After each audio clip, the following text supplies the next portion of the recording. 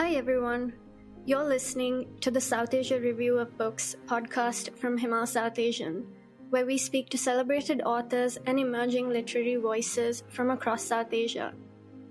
I'm your host, Shwetha Srikanthan, coming to you from Colombo, and my guest today is the Mumbai-based journalist Rahul Bhatia, joining us to talk about his new book, The Identity Project, The Unmaking of the World's Largest Democracy.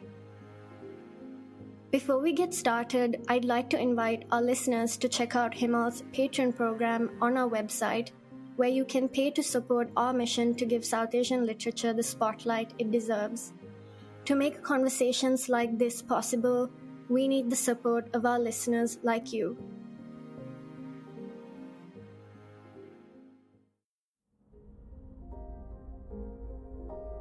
"10 years ago, Rahul started hearing the people he once loved revive centuries-old communal disputes and spout venomous slurs directed at Muslims.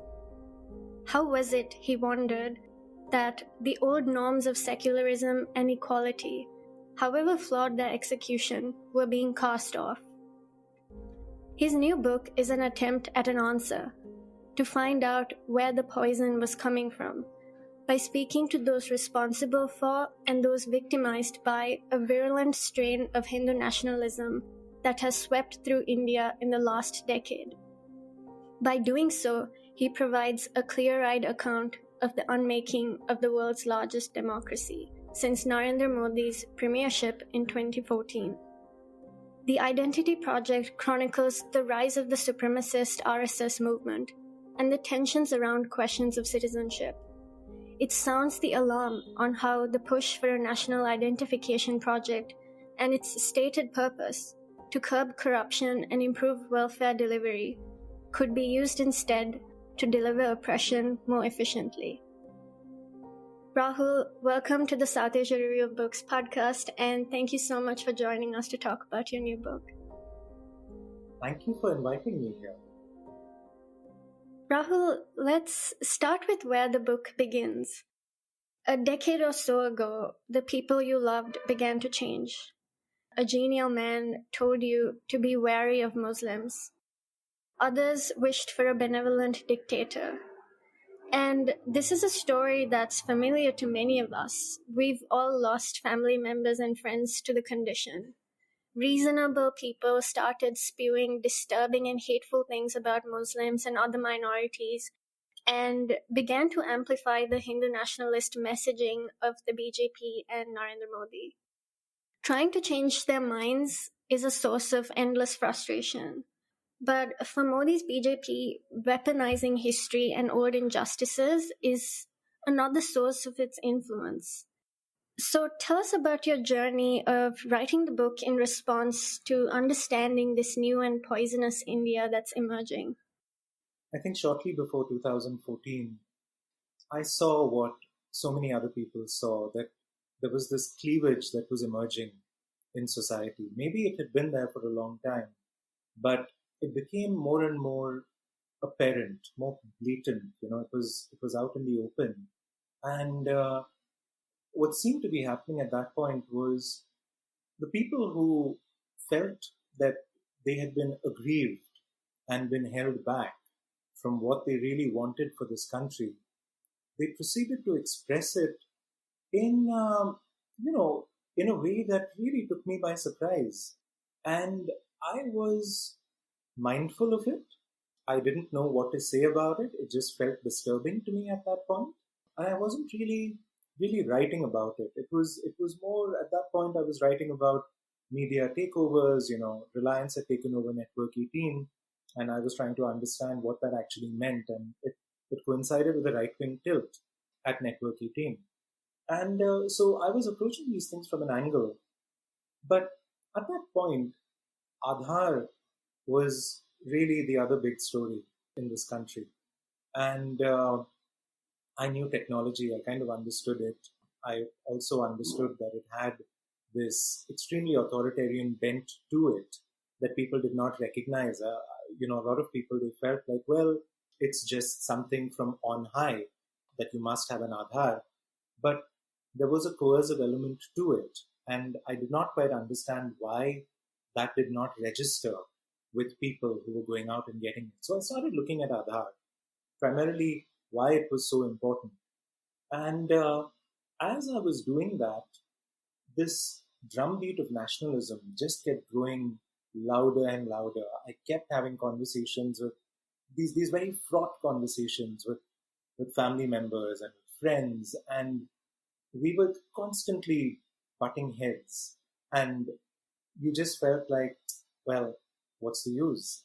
There's no point of arguing. And you kept thinking of strategies, ways of convincing people and bringing them over to your side. And there was a sense of hopelessness about it. But at some point, these two things converged for me when I was looking into Aadhaar. I had left my work and I was working on this book.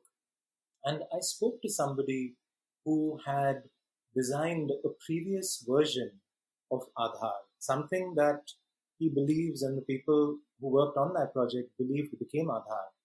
And he mentioned that it was L.K. Advani who commissioned the study for this identification project. And for me, L.K. Advani meant Babri, he meant riots, he meant, this one definitive event in Indian history that really I don't think we've recovered from even today.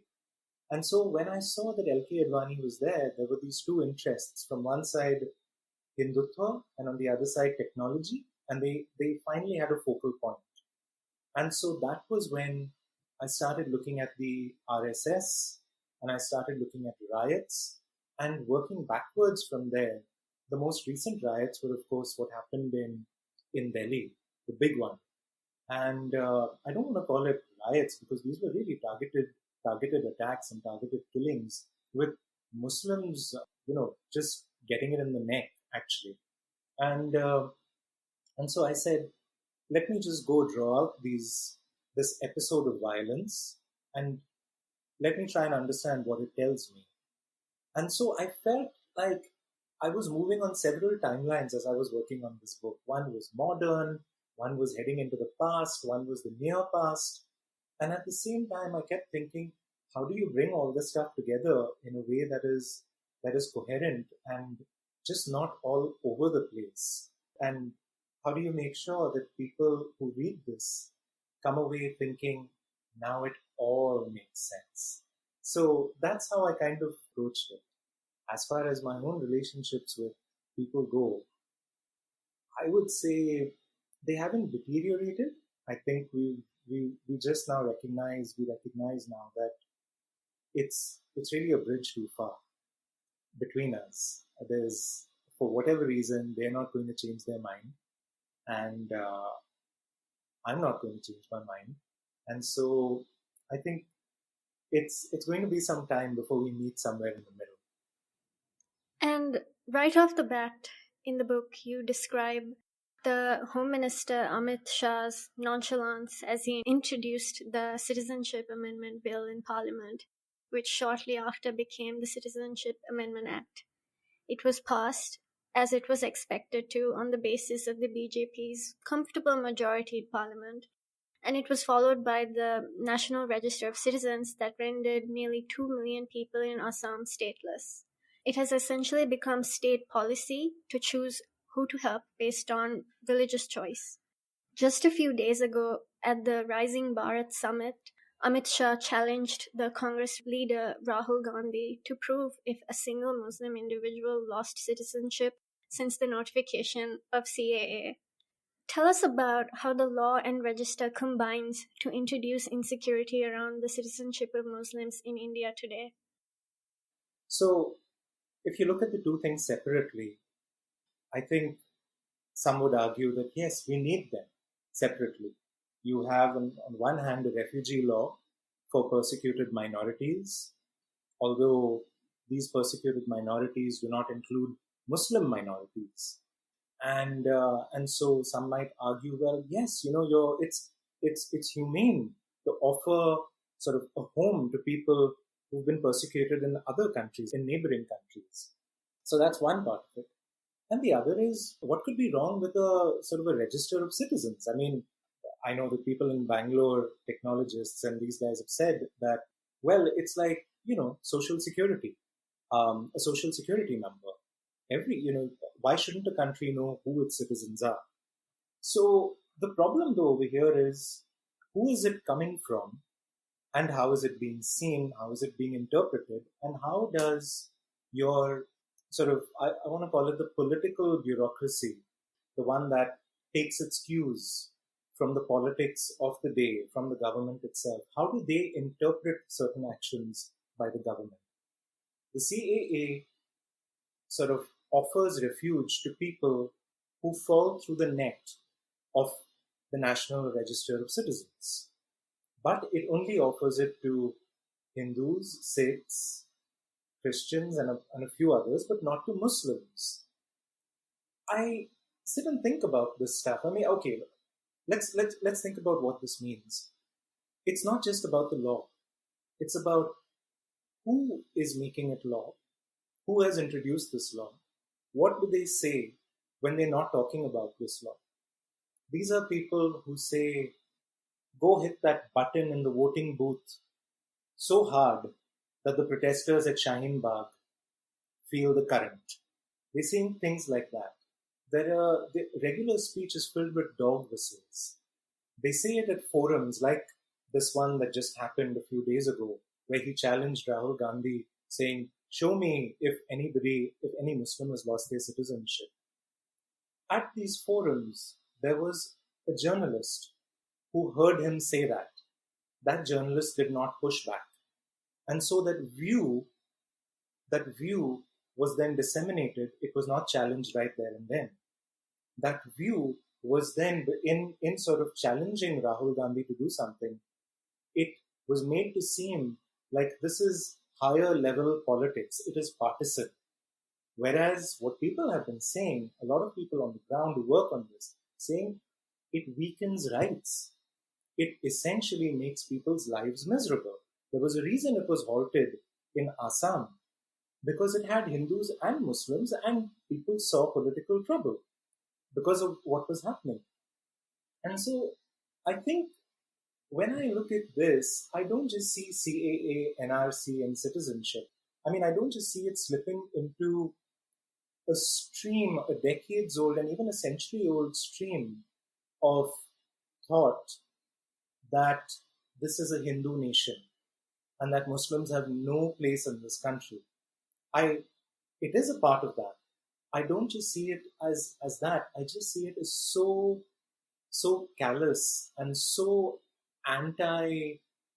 unconstitutional. It's so unconstitutional. It is so against the idea of this country that when I hear it and I don't see people pushing back, interviewers pushing back, that takes my breath away. So I think that's where, that's how I view it at this point in time. There's something to be said for these kind of claims being made in public and people not pushing back immediately. It allows narratives to be spread. It allows stories to sort of go viral. And then we spend like half a year trying to debunk these things, whereas they could have just been shut down, within 10 seconds of a person saying something. It's not a good place to be in for this country. And it was really sad to see. Before our conversation, I did look up the statement that was made during the summit and to see if any news outlets in India have, hit back at this. But really, there was not much out there. Yeah, I think as readers, as citizens in this country, we are really done a disservice by sort of our mainstream newspapers. They've abdicated so much responsibility. You really don't know who their allegiance is to. I mean, I know for certain who they have no allegiance to, and it's, they don't have any allegiance to the reader, and the reader does not recognize it. Or if he does, he sort of couches his disappointment in his or her disappointment in extremely cynical terms, which in effect is dangerous in its own way. Cynicism leads to hopelessness, leads to a lack of action and change. And I think the newspapers really fail us. In the book, You follow how the peaceful protests at the university campuses from Jamia, JNU, and beyond against the discriminatory CAA and NRC were met with shocking violence. This included the police brutality and the riots in Delhi that left over 50 dead in 2020. You narrate the experience of several victims, including an apolitical student who lost sight in one eye from a vicious police beating in a library, and the story of Nisar, who was almost killed in the Delhi riots and became a key witness in court cases against the alleged perpetrators. In the book, you write that to come forward as a witness in India is an act of extreme bravery, possibly madness, because witnesses are themselves on trial. Then there's students who've felt defeated, as the student who lost his sight tells you they just keep beating us so that we would never protest again. Tell us about what it means to these individuals to bear witness and to fight back in India today. This is the two people you're referring to over here are Nisar Ahmed and a student by the name of Minazuddin. And Minaz and I, we met at some housing for staff of Jamia, and we walked around this little park. It was late at night, and we just sat on this bench, and he told me the story of what had happened to him. And I was struck by a couple of things, one of which was that years had passed and he was still fighting for justice. He was still trying to get the cops and the courts to take action against people who had hit him. And he wasn't involved in any protests. He was sitting in a library studying. But there was such wanton violence those days, especially on campuses, that students who were apolitical, they were hit, they were affected. His parents asked him, after he lost his sight, his father came in from Bihar and said, really, there's no need for you to be here anymore. Why don't you come home where you will be safe? And he said that he wanted to continue his work over here. He didn't want to go back home. That was him. It seemed to me that the people around him were afraid. Like, it really leaves a mark. Not just the physical mark, the act of blinding somebody, which is such a huge, huge thing. Can you imagine the mind of a person who swings his baton at a person's face, knowing very well that you could blind them? And then the infrastructure that proceeds to essentially hide these people behind layers and layers of formality and bureaucracy. It's cruel. It's cruel. And so with Minhaz, I felt like the effects of what had happened to him had really spiraled outwards. It's not just the person who's been hurt and who wants justice, who's really on trial. It's also their family. It's really on edge about this person and their actions and about their place as a Muslim in this country and in Delhi at this time. So you see these kind of effects spiral outwards. You see people behave in different ways. In fact, his sister was somewhere there, and he didn't want to introduce me to his sister because he felt like it would make his sister was anyways nervous. And so as you talk to people, you realize that these wounds are really deep. And I think with people like Minhaz, and then I'll get to Nisar in a moment, but with people like with Minhaz and many other people I reached out to, there are hundreds of victims. It's not just about the dead. It's about the scars you see and the scars you really don't. These entire neighborhoods are filled with people who will shut the door on your face if you tell them who you are. You're a reporter, you just want to talk. Nope, nothing doing, we'll shut the door. There's something they carry, and these cleavages then end up showing up in society. But here's the thing. Where does this sense of being alone and doing it all by yourself come from? What I felt as I was going through Northeast Delhi was people told me over and over again that I was the first reporter they had seen in a very long time. That's one. Or two, I was the first reporter they had spoken to. And these were people to whom major things had happened. So when I look at that, when I hear that kind of thing, I think we've really not done a good job of going back and checking in on people. We haven't told their stories properly. We haven't told their stories with the intensity, the force that these stories need to be told. We haven't investigated the police in the way we should. We haven't investigated the right-wing groups, how they were bussed in. You hear things, you hear a lot of things, how they were bussed in, what they did. So that is one part of it. But about the witnessing itself, like what does it mean, right, for all of them? With Nisar, I spent a lot more time. And with him, it was his wife supported him, but at some level you understood that they both knew that it was not to their benefit. But they were not doing it for their own benefit. Nisar and his wife genuinely believe that if you don't stand up to these forces and you don't take that responsibility, you don't trouble yourself, you don't inconvenience yourself the way the justice system can inconvenience you for standing up and saying that something wrong happened. If you don't do that, society is poorer for it. And I personally found that admirable at one level. And I also thought it is so rare to see something like that happen. But my God, it is punishing.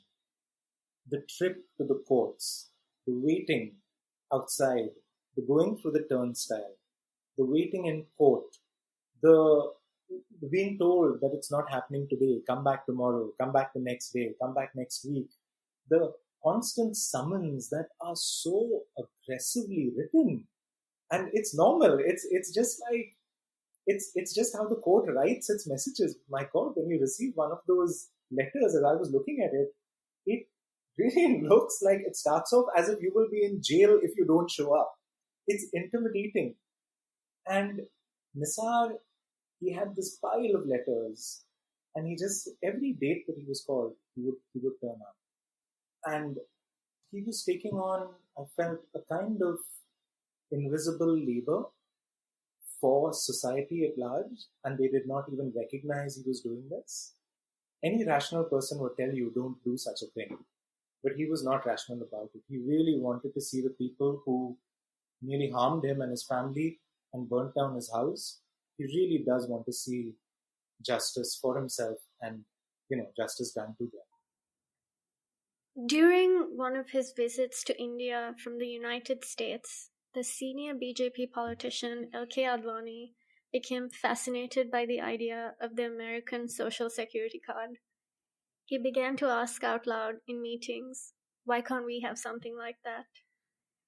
As you mentioned earlier, by August 2000, Advani's ministry announced it was considering registering citizens in a new database.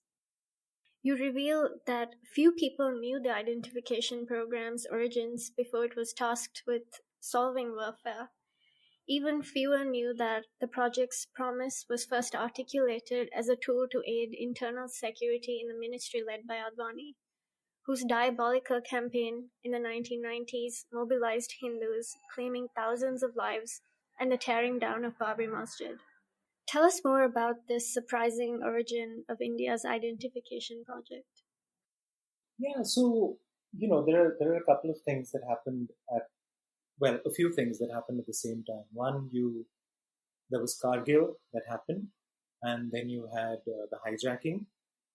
And when these events happened, I was told by A.S. Dulat, A.S. Dulat, who was in the intelligence services at that point, and he told me that Advani was quite upset by the fact that this was happening to India, and he wanted an identification card for every citizen in India. While he wanted this card, he was also in Assam talking about how they would identify infiltrators, Muslims basically. And so when his brother or brother-in-law sort of comes down from America, shows him his social security number, Advani looks at it and says, why can't we have something like this? Now, while all of this is happening, there's this constant sort of interaction between, the World Bank and other such bodies and the Indian government. Now, at that point, the World Bank and other places are pushing this idea of a smart card that essentially has your data. It may be used as, for transportation. You can pay through this little card and everything. And it's being used in Eastern Europe at some point. And you can see its slow spread across the world. And this discourse sort of comes to India as well. And the technology companies get involved when Advani says that I want somebody to build me a plan of an identification project, what it will look like. And so you have a bunch of technology companies coming in, drawing up plans, and they present these ideas to Mr. Advani, who essentially picks one by TCS, and he says that's the one. And so I met this guy who was, he was a consultant at TCS, and I asked him what it was like when he would go to these meetings with Advani in the ministry. He was home minister at that point in time. This was around 2000 or 2001, and he said, yeah, Advani was really, really cool, but the people around him were not. And they were like, well, how is this going to help us with infiltrators? And so, you see these 2 or 3 threads coming together. One is these cards that are coming in, high-tech cards. You see Advani wanting to sort of work on internal security.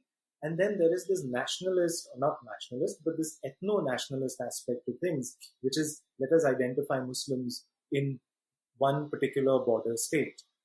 So you see these 3 things converging in these meetings. And this guy tells me, when this man asks him, how is this going to identify foreigners and all, Advani silences him pretty quickly. But it's clear to the people who are in that room that there is something more to it. And one of them even tells me that, look, when we talked about it, you really wanted the card to go out there to everybody. You wanted every Indian to have this kind of identification. But what was the carrot? Why would people buy? And so he literally said that the words that they used in that meeting were, the carrot is welfare. So that's what happened. And then, of course, they go very quiet. The BJP thinks the NDA thinks it's going to win the next elections. And so this plan goes on the back burner. They lose. It disappears. And over a few years, I think by 2006, we see the same plan or something very identical to it emerge. And they call it the unique identification, which then becomes Aadhaar in a few years. Now, is that particular plan the one designed in the year 2000 Aadhaar?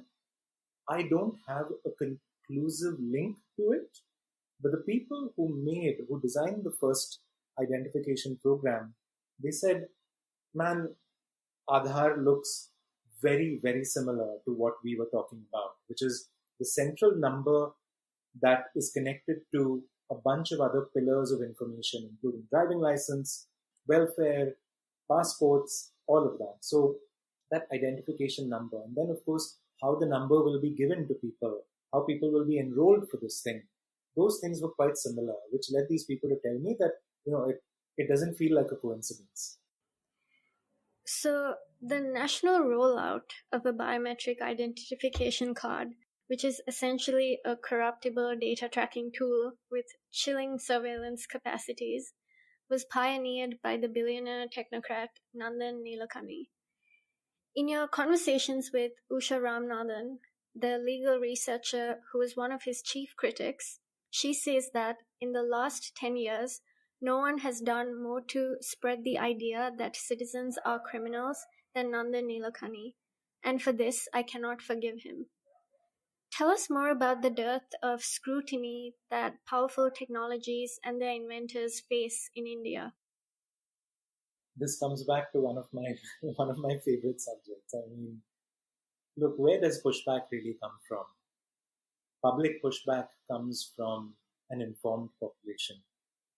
And an informed population is only as informed as the information it really gets. if that information is compromised, or if they are not told what is happening around them, or if they are told that there is no shared reality, that they should doubt the evidence of their eyes, then you have a large population working blind. Now, what happened with Nandan Nilekani, as I was investigating him and looking into not just sort of where he came from, but I was very interested in the kind of relationships that existed in the press with him. How does a man like him, who's great at marketing, who's great at pushing ideas out in an extremely succinct and an extremely catchy way, what are his relationships with the press like? And I found someone, as I spoke to journalists, I found somebody who really knew how to play that game very, very well. He was on a first name basis with journalists. He would answer their phone calls. He would pick up their calls, or he would call them right back. He would make them feel special by sort of, if they were over at Infosys or, on campus, and there was a Q&A or there was a press conference, he would call out to them, like point to them and say, hey, you, Kushan or whoever else it might be. He would make you feel special. There was one journalist who told me that, you've been invited to a meal and it was an intimate chat, and he really does make you feel like he's listening to you and that you have something important to say. So he does that. Now, what does that really mean? That essentially, when you write a story in a newspaper, are you going to sit and criticize this man? I don't think so. I think I learned so much about how power works, and how power works when it comes to building relationships with sources of information, which is your editor, people who control the flow of information. And by that I mean your editors, your reporters, the importance of having relationships with these people, and how that actually leads to you, the reader, not really receiving the exact news or what exactly happened. And so when I looked at how Aadhaar's rollout was covered, it was always covered from the point of view of Nandan Nilekani and the technocrats, who said this is going to be good for India. Why is it going to be good for India? They said, well, it's going to staunch corruption. There are all these leakages that happen, and these leakages are like up to like 2 billion or how many ever billion every year. And once Aadhaar comes in, these leakages will stop. Who stopped to ask, where did this number come from? Oh, it must have come from the World Bank. All right, did anybody go and check the World Bank to see where that number came from? Because the moment you start doing that, you realize that there are maybe like 3 or 4 sources of information, and they're all playing ping pong with each other when it comes to these numbers. And so these numbers stick in your head like, oh, it will save $50 billion over these many years. You have no basis for it, but by sheer repetition, what happens is the discourse then becomes about how technology is going to have this net benefit. Meanwhile, you're not really looking at whether it's been audited, who's designing it, where the data flow is. These are really important discussions to have in a country that is going digital in a huge way. What is the security of our data? We don't know how the Security Council at the UIDAI works. We don't know how many times it has sat and met for meetings or what has been discussed in those meetings. I have minutes of 2 meetings that they've had, and I laughed when I looked at them, when I saw the minutes of these meetings, and I spoke to people who were in them. I mean, if these are the people looking after our data security, we're really in trouble. But this is a discussion that we should be having openly. Technology, especially projects this large, should not be administered behind closed doors. These are too important for people to keep a secret and just tell us, trust me, it's going to be fine for you. That's not how policy and decisions that will end up changing the relationship between citizens and the state should be made. It's honestly a travesty. But it's not just people with technology. You see it with other industrialists as well. I mean, what we're seeing today play out in this country, so much of it has to do with the fact that, you can write about a zoo that somebody doesn't want you to write about, that Reliance doesn't want you to write about, or you can't really write openly about a construction project over in Dharavi and talk about what's been going on behind the scenes because, Adani is a huge advertiser. These are decisions that somebody is making. The idea that, we are not going to carry this news is a deliberate decision. And I think the political economy behind these decisions and the information we see today really needs to be studied. When I was writing this book, I just felt like these exceptions were not made for Nandan Nilekani. He just exploited weaknesses that already existed. And others do it too. It's just that the focus of my book was this particular billionaire producing this particular project in this particular country. You've also raised an interesting point that Aadhaar's proliferation was initially not guaranteed. In fact, its existence was threatened just when Modi became Prime Minister in 2014. Modi's opposition actually took the program's critics, many of whom were ideologically opposed to the RSS, by surprise. Soon after Modi becomes India's undisputed leader, Nilekani asked for a meeting with him, and everything changed. Modi was no longer an Aadhaar skeptic and asserted his control of the project. So the project was renewed, and it was more hungry than ever for data. What happened here? How did Nilekani change Modi's mind about Aadhaar? So I think there are two sources for my information. One is, of course, the news reports that came out at that point, and the other is notes of, a reporter's notes from when he had gone and met with Mr. Nilekani. And what I came away with when I went through those things was that there had been a discussion, and we don't know exactly what happened in that room where they met. I think the meeting was for about half an hour or 1 hour, something like that.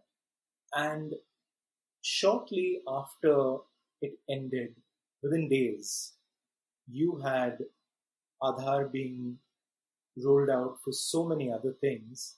And of course, the Prime Minister himself saying that it would save us, I think, if I remember correctly, I could be wrong on this. I think he said somewhere that it would save us 50,000 crores, which I believe was a number that Mr. Nilekani was using, if I remember correctly again. It's been a little while since I wrote that. Now, the problem with accounts like these is you have maybe at most one or two people in the room who will tell you what happened. And there's really no way of knowing for certain. All you know is this was the ideology and this was the point of view before this meeting happened. Then this meeting happened, and after that, everything changed. It just became much bigger. So I don't know exactly what may have happened in that room. But Mr. Nilekani is known for his powers of persuasion. I have been told this over and over and over again. One of the things that he used to say, I don't know if he says it anymore, was that, you should, when you make a pitch, there should be a big number and a simple message. And when I heard Mr. Modi, I think, talking about the savings and that large number, I just thought, okay, large number and simple message. It kind of fits with this idea I have of how these guys spark off ideas in the public mind. Let's also talk about your own resistance to the program and its demand for identification. You write that the act of refusal felt heroic 1 minute and utterly pointless the next. The project's critics, whether they were journalists, economists, or activists, found themselves constrained. An editor who heard you pitch a story on this called the fears of the system theoretical. If something had not been caused by it, there was nothing to report. But you point out that in a country where violence was inescapable, where it was present in the marrow of lived experience, how could it be theoretical? Tell us about the different ways in which India's impositions on choice and expression, especially around identification, has grown heavier over the years. Yeah, this was all supposed to be voluntary, I think. I think that's how they get you, right? It's like, oh, it's not mandatory. And then when enough people sign up for it, because it is kind of quasi-mandatory for them, for the services they want, it then actually becomes mandatory for everybody else. And you just find yourself slowly painted really into a corner. And it's happened so many times that I now think that this is a legitimate approach. It is a tactical approach that is used to bring people on board by first taking away the fear that it is coercive. Now, it begins, say, with Aadhaar, right? Because for me, in my lifetime, Aadhaar is that one big coercive project. It starts off at first with, initial days, right? Before there really is an Aadhaar, it's like, oh, it will save money. It will bring banking to the poor. It will find lost children. It will find criminals. It will do everything, basically, everything. And then at some point, when people push back and ask for details, they kind of discipline their message a little bit. And it's like, no, it's actually about welfare. Welfare is literally the safest thing. Who gets welfare? The poorest among us, the weakest among us, the most vulnerable among us. It really does not, we don't have to think about it. Most people don't think about people who are on welfare. But what's really happening at this point in time is it's an attack on people's rights and on the way they've done it. These systems are imposing, they're making new impositions on people.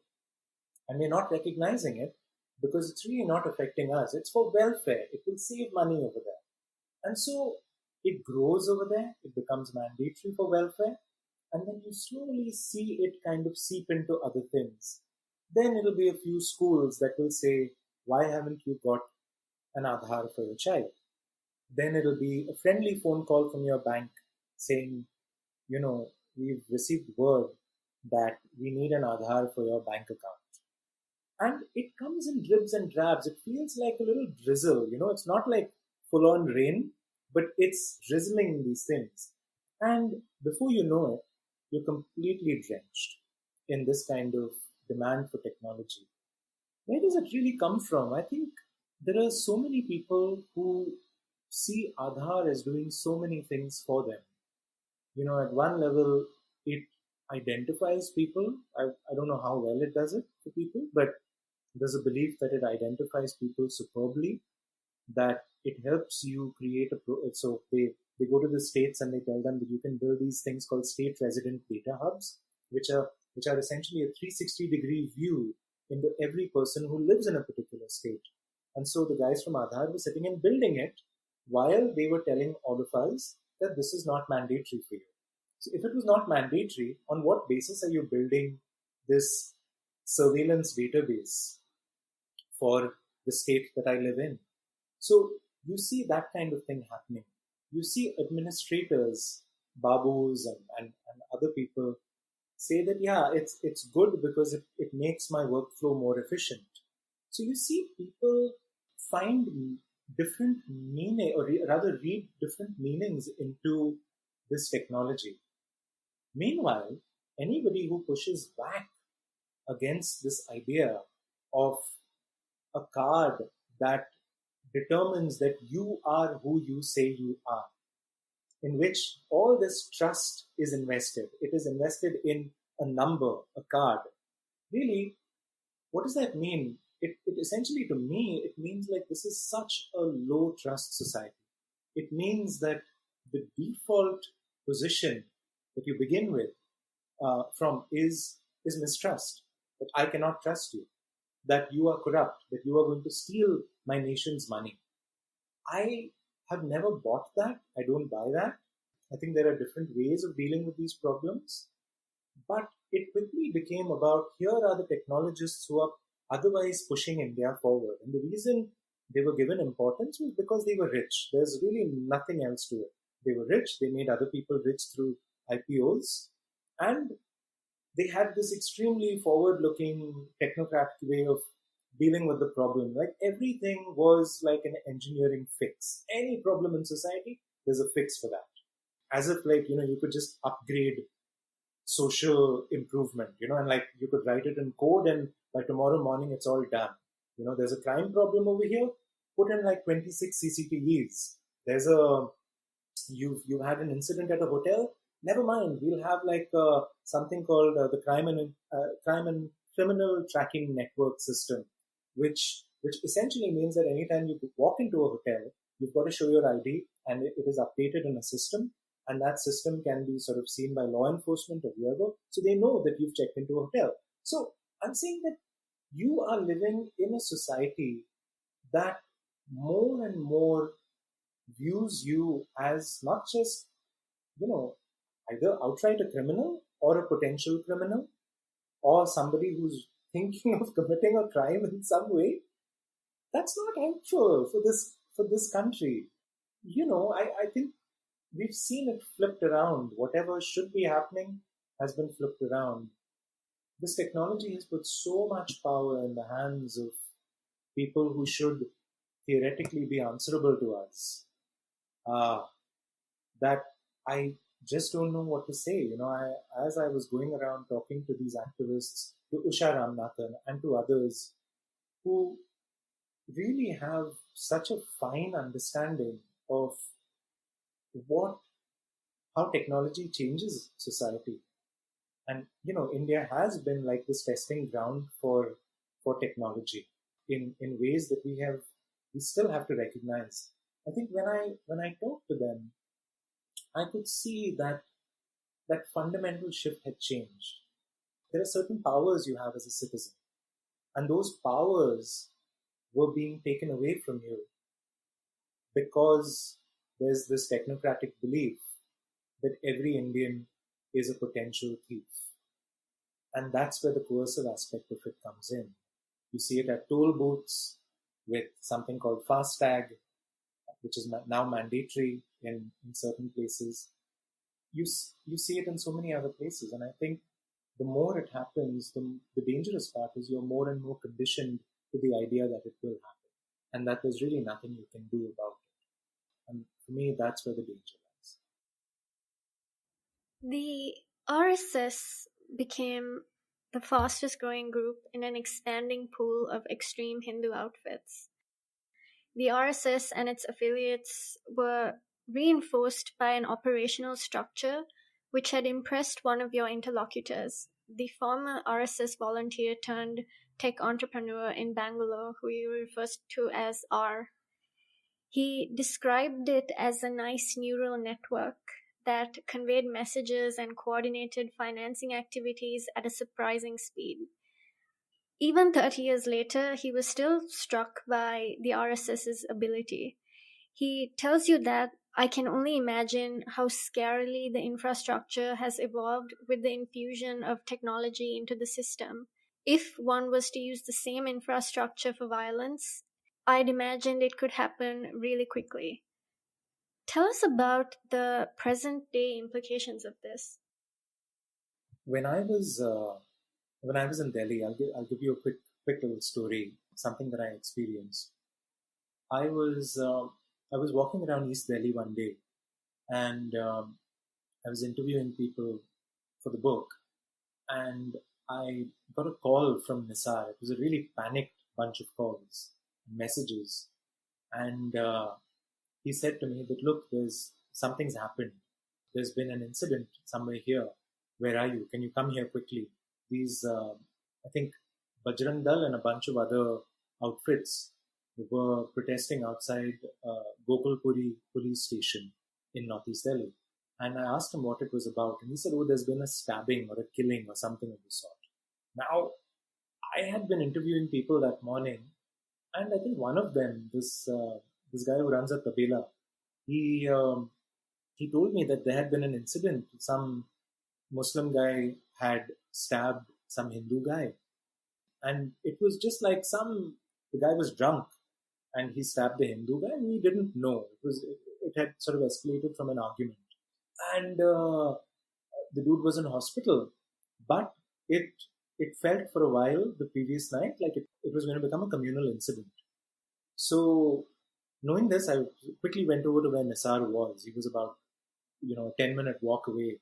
So I went up to him, and we had met like I think after a year or so, and he said like this incident has become bonkers. It's out of nothing they're producing a riot. And so we got into his car, we went over to Gokulpuri police station, and we saw some, BJP councillor coming out of there. And I had heard his name come up a number of times when I was looking at the 2020 violence in Northeast Delhi. So I saw him coming out, and I asked him what had happened. And he said to me that, there was an incident. There was a communal incident. This one Muslim guy, he killed a Hindu guy. And Aaj Tak or some other news channel had run a story saying very clearly, how they do it on those crayons of theirs.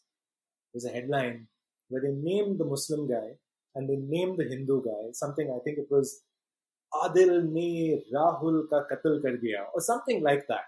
And it was clearly like he's finished him off.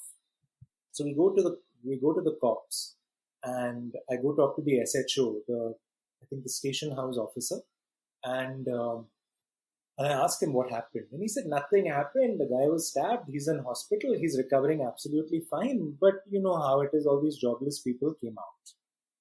I said, what does that mean? He said, they came out and they wanted to attack. They wanted to take matters into their own hand. And I said, who did? And he said, all of these Jai Shri Ram people. That's what he said to me. And I was laughing at this. As we were talking, a bunch of these guys walk in to his office, into his cabin. And I look at them, they're wearing their dark glasses, their orange scarves and everything. And so I take a seat at the back of the room, and I'm watching these guys. There are some men and there are some women. And they're all like, at first, they're like, have you found the guy who did the stabbing? They really go at this dude. And he's been up all night working this case, trying to keep peace in the area. And he says, no, he's on the run, but we will find him. We are doing our investigative work and we will find him. And these people try to take matters into their own hands. They start issuing ultimatums in that room. They don't know there's a journalist sitting right there behind them. And I'm busy writing all of this stuff down. And at some point, when they overdo the storytelling, the cop essentially says to them, wait, what did you say? How did you know that? And you see them shrink in their seats when they are scrutinized. Now, two things. One is you realize at that point that for them, exaggeration is fuel. It absolutely, exaggerating what happened is what gives them energy and what gives the cadre energy. Second thing, pushing back right there and then, especially by a person in authority, and they shrink back completely. They reduce not to their normal size, but they kind of shrivel up in their seats. And I watched that happen. And so I took that away, and eventually they left. The cop told them that if you come in the way of my investigation, I will put my pen down and I will not do any work. And that somehow seemed to frighten these people a little more, that they would be blamed for the police stopping their investigative work. So they went away, they were sort of pacified, and the cop was like, these people really don't have any work to do. And I left that place. Then I started wandering around the neighborhood where the stabbing had happened. And I had conversations with shopkeepers. And they started showing me video clips. Here's what happened. Within an hour or so of the stabbing happening, different Hindu militant groups called each other out. They coalesced, and a crowd of about, it seemed like, if I remember correctly, and I could be really off on this, but it felt like 100, 200 people from different groups. Some Kranti Sena, some looked like Bajrang Dal or one of the other groups to me. it was not easy to tell, but it seemed that way, like they were from different groups. They had come together and they started pouring into the alleyways of Mustafabad, which is a Muslim sort of area where people called it mini Pakistan. When I would talk to the Hindus there, they started going in, and there was general chaos. And that little, there's a crowd that moves in a particular way when it's violent. You see people surge forward, and then there are some people who come out the back, and they're looking in a particular direction. And there's this agitated sort of state of the crowd. They were doing that, and it all happened within 1 hour. They all called each other out.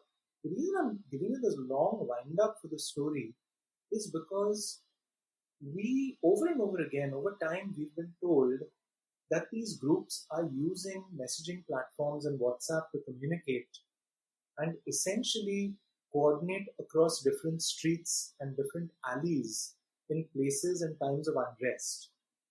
You find people like, there's that Kattar Hindu WhatsApp group, which was active during the 2020 Delhi violence, where the transcripts show that they were writing to each other saying that, listen, I have men, I have bullets, I have guns, tell me what you need and I will supply them. So these people are coordinating. There is an electronic component to this messaging that is occurring at these moments. And I think when I spoke to R, the former RSS man who's now a tech entrepreneur, he could see it. He could see that discipline of messaging that already existed, how it could very well be accelerated by a platform, or rather on a platform where it was possible to send out messages instantly. How your rigid hierarchy and how your rules for messaging, who gets to say what, when, how it will spread, all of those things, he could see how all of them would come together. And I think we've seen glimpses of it. We saw it with the Delhi violence, and I think I saw it personally with the riot that wasn't. I found it quite frightening, to be honest. Going back to the start of your book, an opposition lawmaker disputed the basis of CAA by saying it has consequences that you cannot even imagine. Those who have no idea of India cannot protect the idea of India. And one of your interlocutors said that this poison was always there. It just wasn't visible.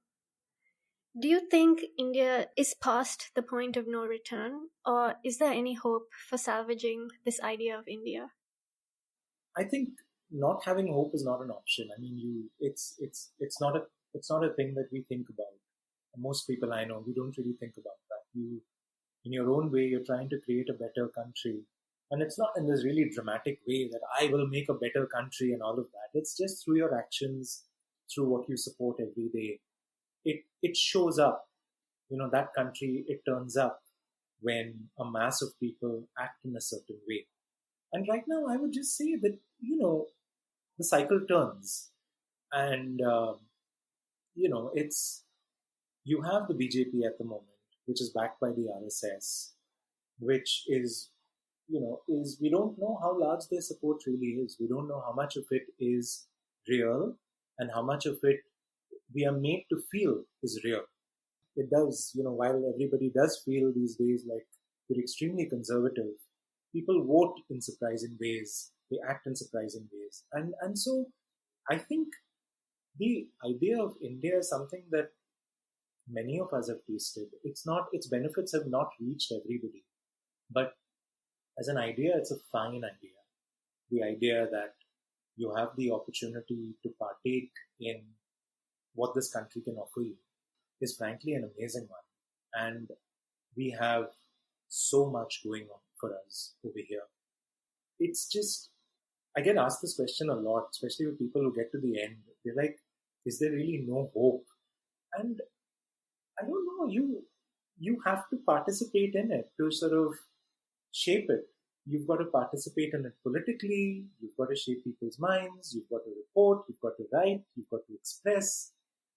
I think people who wander around scared for themselves and what speaking out will mean, that is something you really can't do much about, but you hope they find the courage to express themselves in some way or the other.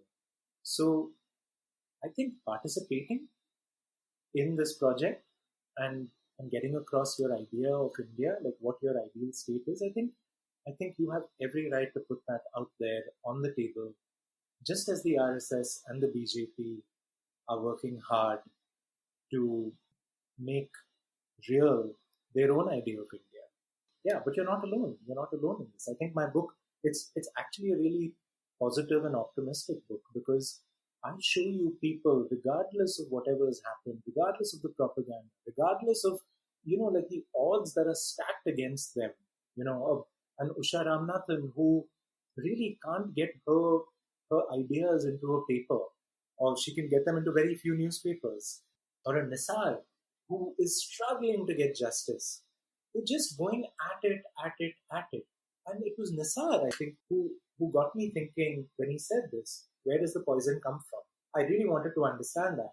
So that spurred me into thinking about it. I sat and wrote a little history of the RSS, showed how it connected to the present. There are readers out there who are reading this book and who've written to me to say, I don't mean to say that this is happening a lot. It happens on occasion. People writing in to say that, well, it kind of now, my reality makes sense to me. I've heard this from a few college students. There are people like that. Nisar once told me that what if there were 5 other people like me? Just 5 other people. How much would change? It's a vanishingly small number of people you really need to effect change. Pessimism just cannot enter the picture. And I would urge all our listeners, if they haven't already, to pick up your book for that hopeful note alone. Rahul, thank you so much for the insightful conversation and for taking the time to speak with us today. It was truly an honor to have you on the show. You were very kind, but thank you for having me here. It was fun.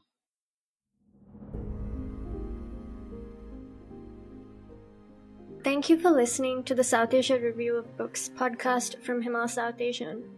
This episode was edited by Ritika Chauhan. If you like this episode, please share widely, rate, review, subscribe, and download the show on your favorite podcast apps. You can find the links to subscribe and listen to previous episodes on our website at himalmag.com. And while you're at it, please do also check out Himal's State of South Asia podcast, hosted by Associate Editor Nayanthara Narayanan, featuring conversations on pressing social and political issues from across South Asia.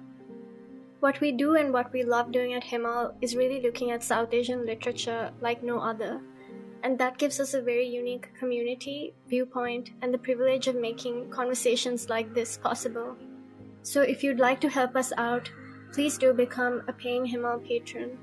We have a great program with lots of perks, including Himal's iconic right side up map, and we'll welcome you to a fantastic Southasia Review of Books community. Thanks again, and until next time.